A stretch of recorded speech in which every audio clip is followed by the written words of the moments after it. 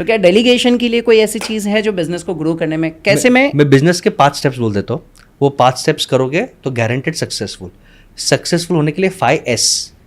First S is self. पहले अपने mindset और स्किल्स पे काम करो. माइंडसेट ही नहीं है, बंदा ही नहीं है. अगर आप राहुल गांधी बनोगे तो कांग्रेस जीतेगा नहीं. सॉरी बट ये है, रियलिटी है. माइंडसेट पे काम करो. सेकेंड S आज की तारीख में बहुत जरूरी है, बिजनेस स्ट्रैटेजी पे.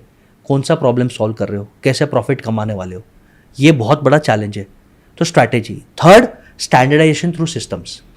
यानी आप टीम डालो, ऑटोमेशंस डालो, मशीन्स डालो, प्रोसेसेस डालो. यहाँ पे लोग क्या करते हैं, बिजनेस बना दिया, सिस्टम में खर्चा नहीं करेंगे. सर सॉफ्टवेयर 5 लाख का नहीं डालेंगे, 2-2 लाख के 2 आदमी नहीं डालेंगे. वहाँ पे वो अटक जाते हैं. फिर दिन भर वो नाग जैसा कैश काउंटर पे बैठा रहेगा, रामू काका बन जाएगा. सिस्टम्स डालने के बाद फिर वो वापस कंफर्ट जोन पे चला जाता है. तो फिर उसके बाद fourth is sales through networking. मिलो लोगों को और धंधा बढ़ाओ. And then fifth step is hyper scale. IPO निकालो जिसके मास्टर्स है, वैल्यूएशन करो, फ्रेंचाइजी करो, एक्सपोर्ट करो, मल्टीपल बिजनेसेस में इन्वेस्ट करो. तो ये स्टेप बाय स्टेप करो. प्रॉब्लम क्या होता है मालूम है, लोग बिजनेस एक ठीक नहीं होता, दूसरा बिजनेस चालू कर देते हैं. फिर दोनों में जैसे दोनों बोट में पैर रख दिया, फट जाती है. तो ये स्टेप्स फॉलो करो. Self, strategy, systems to standardisation, sales through networking. ये अच्छा हो गया, फिर स्केलिंग करो, फिर आईपीओ, वैल्यूएशन, फ्रेंचाइजी, एक्सपोर्ट्स, वो सब करो, इन्वेस्टमेंट करो. तो ये 5S करेंगे तो आपके एंटरप्रेन्योर सक्सेसफुल होंगे. 100% यस. और ज़्यादातर लोग इसमें ये मिस्टेक करते हैं कि बिजनेस चालू करने के पहले ही सोचते हैं कि यार इसको मैं स्केल कैसे करूँगा. मतलब अभी तक क्या बोलते हैं, वो बच्चा पैदा ही नहीं हुआ और सोच रहे कि भाई शादी. मेरे एक वेबिनार में आदमी आया था, बोलता था सर आप गारंटी में दो कि मेरा 6 महीने में बिजनेस आप 10x बढ़ा के दोगे. मैंने उसको बोला मैं राइटिंग में देता हूँ, तू गारंटी दे कि जब तेरा शादी होगा तू 6 महीने में 2 बच्चा निकाल के देगा. तू 6 महीने में 2 बच्चा निकाल, मैं 6 महीने में 10x करता हूँ. हो सकता है, बट बिजनेस को सिर्फ ग्रो करने के पहले आप फंडामेंटल्स डालो. उसको मैंने पूछा तेरा बिजनेस स्ट्रैटेजी क्या है, तेरा पेन पॉइंट क्या है, प्लान क्या, कुछ नहीं. सिर्फ प्रॉफिट कमाना और वैल्यूएशन चाहिए. तो धंधा ऐसा नहीं होता है. आपके चैनल पे बोलता हूँ, इंस्टाग्राम वालों, यूट्यूब वालों, हमसे थोड़ा बच के रहना. हम व्यूज के लिए अच्छा बोल देते हैं, बट रियल लाइफ में चक्की किसना पड़ता है भाई. आप देखो ना, एक एल्विश यादव के पीछे उसने कितना मेहनत किया, 1000 एल्विश यादव फेल है. एक MBA कॉफी वाला के पीछे 1000 MBA कॉफी वाला है, वो फेल है. वो खुद भी अभी उसके फ्रेंचाइजीज फेल है. तो बिजनेस दिखता बहुत ईजी है, बट रियल डीप में जाओगे तो हालत खराब होती है. इतना ईजी नहीं है. करेक्ट 100%. इवन अभी अगर सर आप अभी बात कर रहे थे फैमिली बिजनेस के बारे में, उसके चैलेंजेस के बारे में, और मैंने आपके बारे में थोड़ा पढ़ा भी है कि आप उसके अंदर तो आपने बहुत महारत हासिल किया हुआ है बहुत सारे बिजनेसेस को.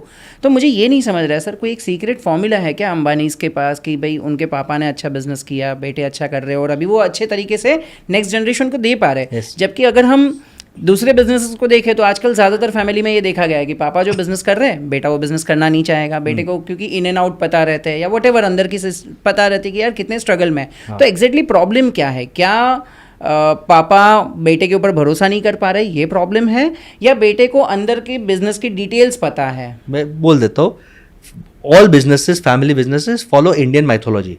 ब्रह्मा, विष्णु, महेश. ब्रह्मा मेहनत करके स्थापना करता है, विष्णु उसको मैनेज करके अच्छा प्लेटफॉर्म बनाता है. फिर थर्ड जनरेशन आता है. ये थर्ड जनरेशन का प्रॉब्लम रहेगा, सेकंड का नहीं रहेगा. थर्ड जनरेशन आता है, या तो वो केपेबल नहीं है, या तो उसको लगता है बिजनेस केपेबल नहीं है, वो यो कूल बोल के डिस्ट्रॉय कर देता है. तो 2 रीजन है कि या तो वो बिजनेस लाला स्टाइल चला रहा है कि बच्चे को, अभी आप अच्छा कमा रहे हो तो आप बच्चे को अच्छे स्कूल में भेजोगे कि BMC स्कूल, अच्छे स्कूल में भेजोगे, अब्रॉड भेजोगे, अच्छा उसको एजुकेशन दोगे, और फिर जब वो 24 साल का होगा वो बोलेगा पापा प्राइवेट एजुकेशन सक्स, नई सिस्टम है, कोई ब्रांचेस नहीं है, कैश में आप धंधा कर रहे हो, 20-20 घंटा खड़ा रहना पड़ता है, संडे काम करना पड़ता है, मुझे सब नहीं करना है, I want to enjoy my life, तो I do job, I do startup. तो या तो बिजनेस वर्दी नहीं है, या फिर बच्चे को हम इतना ओवर पैम्पर कर देते हैं कि मेरा राजा बेटा, कि बच्चा आता है, सब उसको सल्यूट करते हैं और बाहर जाके प्यून बोलता है कि 5000 का नौकरी नहीं मिलेगा, साले को सांप बना दिया.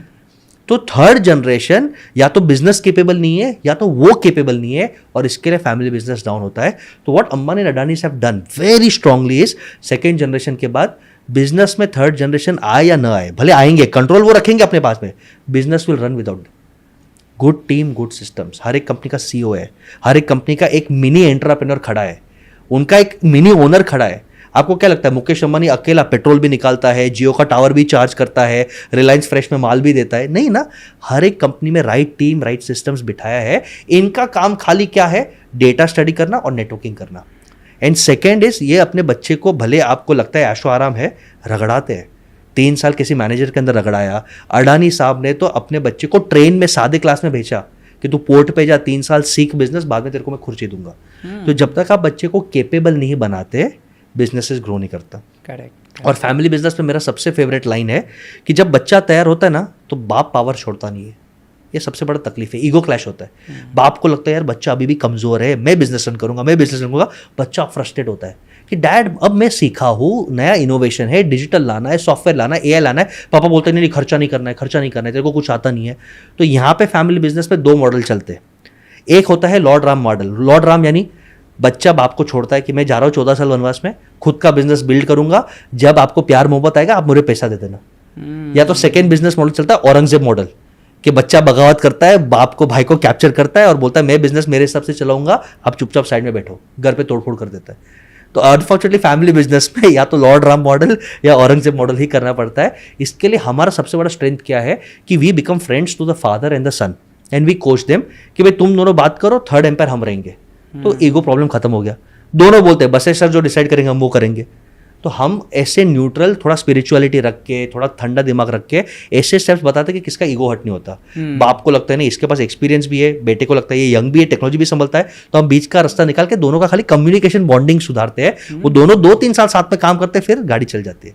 फिर हम पापा को एक ही चीज़ बोलते कि सर अब आपका काम है लॉर्ड कृष्णा बनना, रथ चलाओ, युद्ध ये लड़ेगा, आप युद्ध मत लड़ो।